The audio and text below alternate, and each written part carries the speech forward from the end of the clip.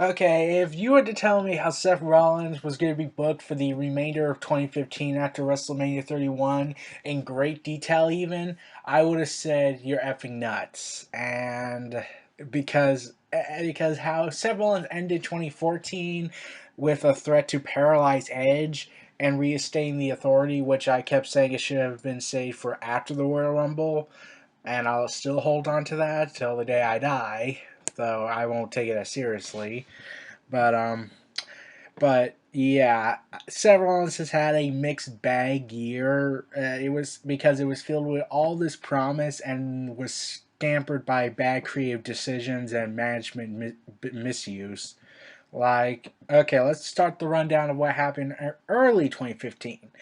Seth Rollins has just got the Authority reinstated in power, and the Authority gives him the opportunity to be in a triple threat match with Cena and Brock Lesnar at the Royal Rumble pay per view. And when I heard this, I was like, okay, the Royal Rumble is going to be a disaster. Like, I knew right then and there the Royal Rumble was going to be a disaster, but not the pay per view, but the match itself, because the original plan beforehand was to have Seth Rollins, Dean Ambrose, Roman Reigns be the final three, where Roman Reigns would eliminate the last two and do a Shield triple threat match tease. And yeah, I had a feeling the Royal Rumble would be a disaster, especially with Bryan coming back, and well, I was not disappointed. Especially how Roman Reigns was getting booked. Like, if you add that, Bryan's return, and Seth Rollins' removal from the Royal Rumble match itself, then yeah, you got a problem. Okay. Now, but Seth Rollins carried on and managed to actually make the feud entertaining, even with the plague known as John Cena boring everybody with his repetitive, I'm a big man, therefore I'm better than you in every single way possible. And also, you can't see me. Seth Rollins held his own against Paul Heyman, which is a rarity, and managed to curb stomp Brock Lesnar and John Cena, though John Cena likes to oversell it like he's flying high into the air, then gets crashed down to the ground. Seriously, that's okay. That's really too much to see. Like, that's really kind of annoying. So, so like, anyways, at the contract signing, like I said, he curb stomped Brock Lesnar and John Cena, and and he earned Brock Lesnar's wrath. And this is where I actually took Seth Rollins as a serious threat to Brock Lesnar. Like, yeah, someone can make the argument, oh well, he's a cowardly heel. However, he's like Edge a bit. Like, there's a lot of bit of Edge in him, where he was able to back up his claims of how he's the best. Sadly, they would take away the Edge-like persona and make him an absolute weakling later on after WrestleMania 31. I'll get to that in a moment. So anyway, Seth Rollins lost in a triple threat match against Cena and Lesnar, with Lesnar retaining his title. And in February, there was this War of Words feud between Rollins and Jon Stewart, the Daily Show host. And I was like, okay, that was kind of out of nowhere. I didn't think it would actually amount to anything. I just thought this was just be Seth Rollins placating his ego. And then Randy Orton had returned at Fastlane after a six-man tag team match with Rollins, Big Show, and Kane, I think, against Dolph Ziggler, Ryback, and Rowan, where the Authority won again. And then Seth Rollins went ahead and was thinking that Orton had returned to join the Authority after the night after Fastlane, and then a few weeks later he gets attacked by Orton in the most obvious way possible. Like, everyone saw it coming. I saw it coming a mile away. Like, yeah, you're doing the slow burn approach. Okay, whatever. And then it led to a match at WrestleMania where Seth Rollins would use the curb stomp for unknowingly for all of us for the final time, for a variety of reasons that I still say was stupid. Because, like, one report said, oh, because there's this concussion lawsuit, even though there's no case against Seth Rollins, since his curb stomp hasn't hurt anybody, like, at all. Not even Daniel Bryan, and I don't recall Bryan ever getting a curve stomp, so they can't use him as the, oh well, he has a concussion, and well, that means Seth Rollins is to blame. So and the other one was edict was passed by Vince McMahon, and I love how the reports like to word it as an edict, like, yeah, it's a monarchy, it's a dictatorship. In WWE, where Vince McMahon says, "Well, I don't like the visual of Lesnar looking like an idiot when he's on the ground bleeding profusely, and Seth Rollins just curb stomps him. That's called selling, Vince." So I'll get to the Orton and Rollins did a solid bout. It ended with an awesome RKO out of nowhere, and while I still would have said Seth Rollins should have won that match, he would later win later in the night when Rollins cashed in his Money in the Bank contract during the Lesnar's and Reigns' 15-minute match, making it a triple threat match for the second year in a row, which Rollins won, pinning Roman Reigns clean for the first time since 2014. Though Reigns has an excuse since Rollins came out of nowhere, and sadly, I hope they don't do the John Cena excuses on Reigns this time. Hopefully. Anyways, so when Rollins won the world title, like, everything was ecstatic. Like, everything was looking so great in the future. Like, Rollins is the world champion. The butthurt fans get to finally not have Reigns as champion, at least for now. And we get to wait and see what's going to be this long, prosperous reign. How much does WWE hate us? First, they take away his curb stomp later that week because of, well, Vince McMahon said so, and not because of the safety of the wrestlers. It's because, well, I don't like the visual of Lesnar looking like an idiot, even though he's selling, and he was bleeding profusely, and man, when I think about it now, I'm a complete another moron. And then he later continued his feud with Orton after WrestleMania in a steel cage match where everything started going wrong for Seth Rollins. Like, you think since it's Randy Orton, he'll put him over, and this is going to be a solid steel cage match. I have a hard time believing it's going to be I expect them to do a great match, especially in a steel cage match, and Orton's RKO was banned, and Seth Rollins did the SKO, and then Kane got involved, and I was like, why is this feud with Kane happening? Like, really, there's so far nothing amounting to anything. Like, at the time, like, it wasn't amounting to anything. So like, Seth Rollins was playing the egotistical heel, but now he wasn't backing up his claims that, yeah, I'm everything I say I am, like Kevin Owens does.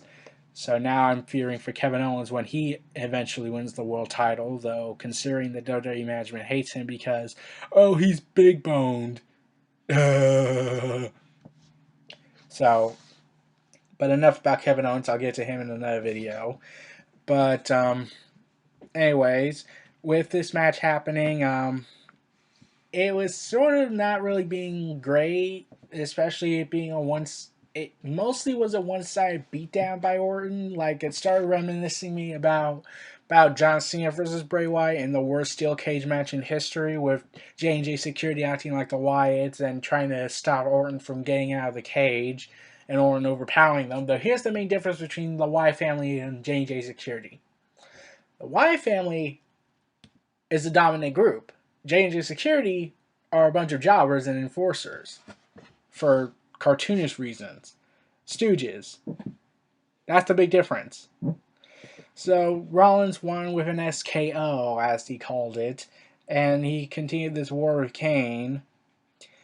And this heading into May's Payback pay-per-view, he would later have to defend his title against Orton and Reigns, and then all of a sudden Ambrose gets involved, and like, yes, we're finally getting our Shield Dream match, except Orton's in the third wheel. Well, actually the fourth wheel. So, yeah, that sucks for Orton. Like, yeah, he has a legitimate claim to go after Rollins, but really, who cares? Like, it's Reigns and Ambrose.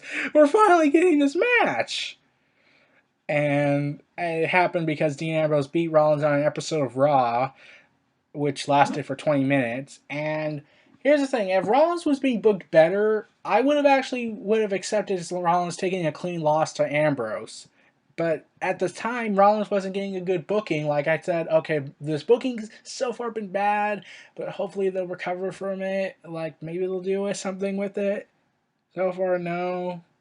No, you're just having Rollins be weak again. So then they did a contract signing on SmackDown, and wait, it wasn't a contract signing. It was the final SmackDown till not a contract signing. Like it was going to be the final episode of SmackDown until Payback happened. Seth Rollins was beaten up. Kane was just outside standing there thinking, should I get in there and help or should not? And this is a really far away take from what Seth Rollins was doing early in the year. Like, he just went up against Brock Lesnar and called him out, and he actually backed up his claims. Now he's getting beaten up constantly. So who's going to take him seriously as a champion? And like I made two videos, one talking about Seth Rollins' booking, and the other one talking about Seth Rollins' reign as WWE champion being the worst one in recent memory for me. So yeah, this is so far not working out so well. So Rollins heading into Payback, like, okay, maybe Kane's not going to get involved, J&J Security's not getting involved, and, well, J&J Security most likely will get involved, but they'll just be there for like about 3 seconds, and then Orton, Reigns, and Ambrose would take them out, and Seth Rollins would be on his own. Now, then you can bring back the booking of the legitimate Seth Rollins we saw earlier this year and late last year. So, yeah, let's see that. Nope, it was an overbooked mess. Like, the Fatal 4-Way match, I still watch it, but I knew, yeah, it was an overbooked mess. Like, you had Kane, J&J Security actually looking like threats, even though they're actually stooges to Rollins, and especially Kane. Like, Kane doesn't have some pride in his character anymore. And I'm like, oh, why? Why are you getting Rollins beaten up constantly and having to him require help too many times? And this is where we got the best moment out so far that came out of the best out of this bad situation was Rollins reforming the Shield with Reigns and Ambrose for at least a good 5 minutes with powerbombing Orton through the table. Like, I was like, yes! It's beautiful! It's so beautiful! And so Rollins retains his title with the pedigree that he copied off of Triple H, and now I was like saying, oh god, he can't even do the pedigree right. So, okay. So Rollins re-entered his feud with Dean Ambrose that he had late last year, and at Elimination Chamber, once again, the booking of Seth Rollins continues its decline when Seth Rollins pretty much lost the title to Ambrose in Elimination Chamber, but it was overturned by a technicality because he shoved the referee out of the way. He shoved the referee in front of him, and or running the referee in front of him for Ambrose to tackle, pretty much. And yeah, like, for all intents and purposes, since the referee was knocked out and the referee made the call, another referee made the call, yeah, Rollins lost the match, and therefore he lost the title. He just got it back by a technicality. So that sucked, and that only further proved Rollins' decline. But then Rollins was challenged to a Money in the Bank ladder match, and Rollins said he was not going to get any help this time by J&J Security and the Authority. And I was like, okay, like, it's too late to repair the damage now, but let's hope Rollins can regain some momentum. And while he did beat Ambrose, it was still technically by a technicality since we're both on the ladder, and they could obviously have made the call for it, so no one really bought that to an extent. Like, they were glad Rollins won clean, but yeah. So then Rollins is coming out. He ends his feud with Ambrose. Now it's Battleground season, and everyone's wondering who his next opponent is. And it turns out it's going to be Brock Lesnar. And Rollins is a complete wimp at this point. Like, no one can take him seriously. No one's buying him seriously. Like, who really took him seriously at this point? Especially considering earlier this year he went toe to toe with Brock Lesnar. Now he's just, I'm such a wimp. I can't do it. I need to run away. Like, yeah, like, I get, like, he's facing Brock Lesnar, and at the beginning of it, it looked like it was just going to be Rollins and him, but then Rollins whimpered his way back into Kane and J&J Security's good graces, and then it was like, oh, you ruined it. You're ruining him, WWE. You already ruined him enough as it is, but you're ruining him even further with this incompetent booking. So, what else are you going to do to him? So at Battleground with JJ Security and Kane out of the picture, and Seth Rollins then betraying Kane because what to expect from at this point, he goes into the match with Brock Lesnar, and in 9 minutes he gets beaten to the bloody pulp. Not bloody, but still beaten to a pulp. And the only reason he retained his titles because the Undertaker came back and wanting revenge on Brock Lesnar for the streak ending. So yeah, that was to be expected at this point, since they can't let Part Timer win the belt again, and considering the experiment was a kind of a disaster. But I should get to that in a later video about Brock Lesnar's reign as world champion. So Rollins goes out publicly, talks about the Undertaker and Brock Lesnar, saying, "Oh, how much I'm better than them, and I beat them, and I could have beaten them." John Cena comes out, and once again, John Cena placates his ego by saying, "Oh, the U.S. title is better than the world title," and that was sort of insulting and demeaning everything Seth Rollins was at this point trying to do, and demeans the world title. Like Cena just pretty much said, "Yeah, I'm better than the world title, and I'm better than this. Any belt I hold, I'm the real champ. You're nothing." So like I get the character meaning for it, but when you really think about it, John Cena just diminished the world title reign. So yeah, what's the point in caring about the world title at this point if John Cena says it's nothing? So heading into SummerSlam, Seth Rollins broke John Cena's nose, and I was like,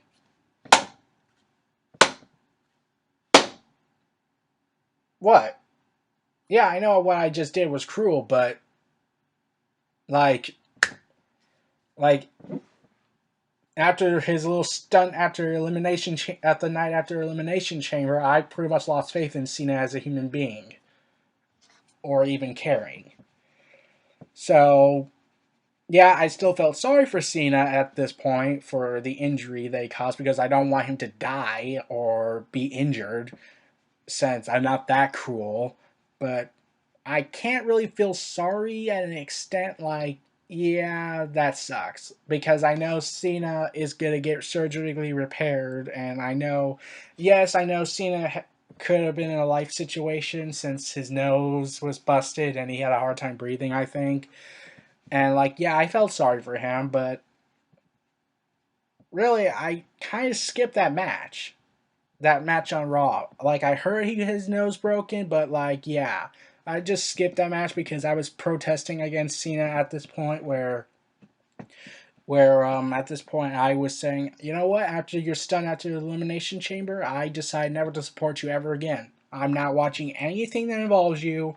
I'm skipping all your matches, and I'm personally, and I mean it personally, gonna change the channel every time you're on TV. So during the build, I was watching Seth Rollins do his promo and calling Cena the disease of WWE and basically summing up everything that's wrong with WWE management and John Cena.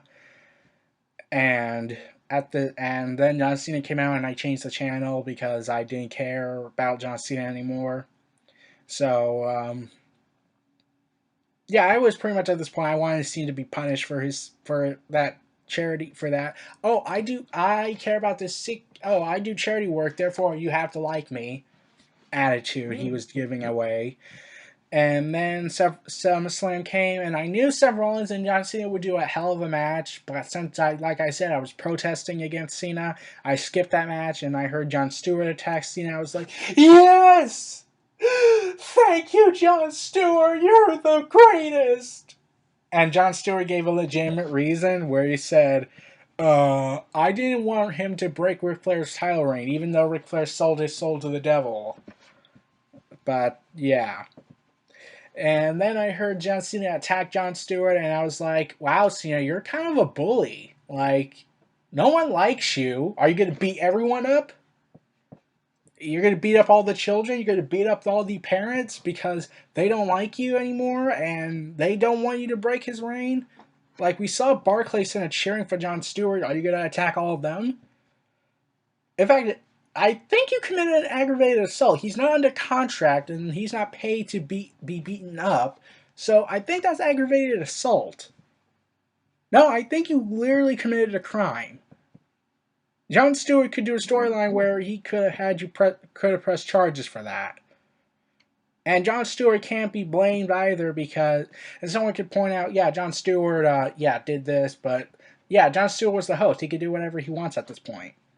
And some people might say, oh, yeah, well, I'm just doing this because I hate Cena and I'm just coming up with illogical excuses. Like, someone can make that argument.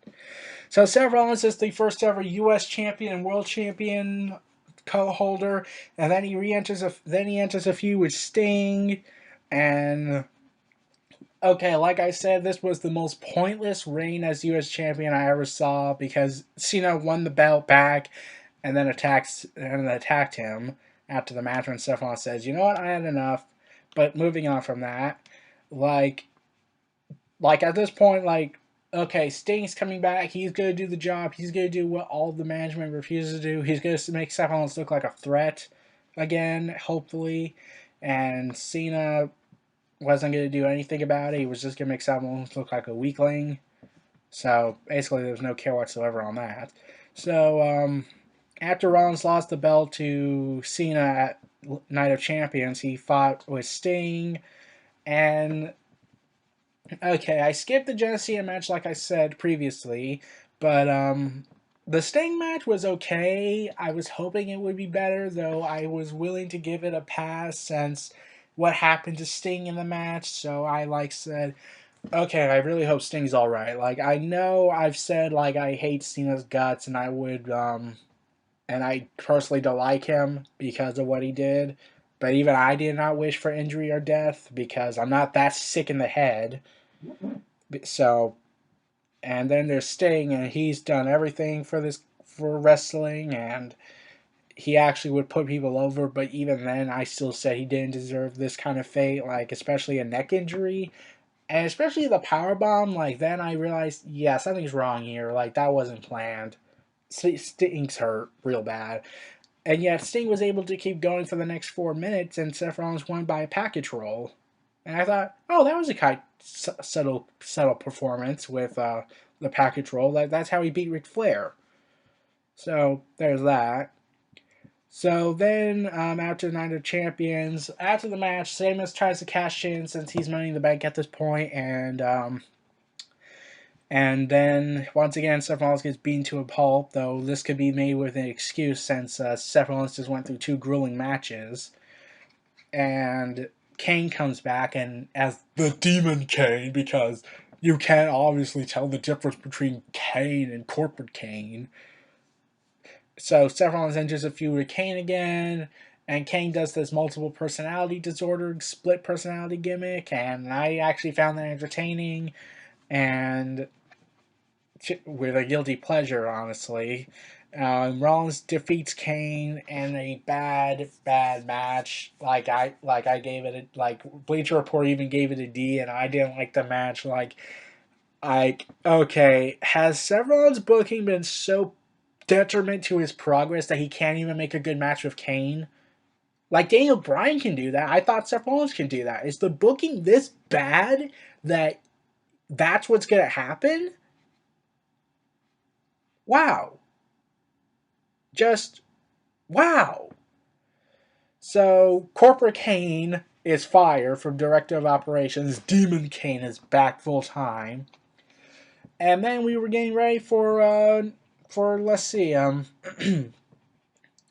for Survivor Series, and Roman Reigns was going to go after him, and I was really excited for this match. Okay. I know this is most likely going to be the end of Seth Rollins' reign, but I don't care. This match is going to go out with style. He's going to hopefully make something out of this.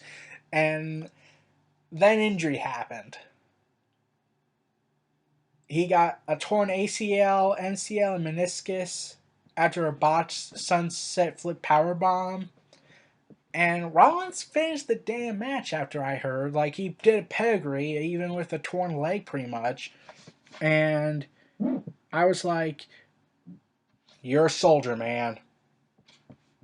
And Seth Rollins was forced to vacate the title, ending his reign at 221 days. And sadly, that would be the end of Seth Rollins' 2015, since he would be gone for 6 to 9 months. And Seth Rollins came back on the December 21st episode of Raw to claim a Slammy Award for Superstar of the Year. He said, staying in 2016, I will redesign Seth Rollins. I will rebuild myself, and I will come back and reclaim the title I never lost. And at that moment, like, hopefully Seth Rollins' injury is a blessing in disguise. He comes back with better booking. And I would love to see Seth Rollins win the world title again, though hopefully this time it's with better booking. So, WWE, you know what to do. Give him better booking. Let him, and bring back the curb stomp for goodness sake. Because the pedigree just isn't working.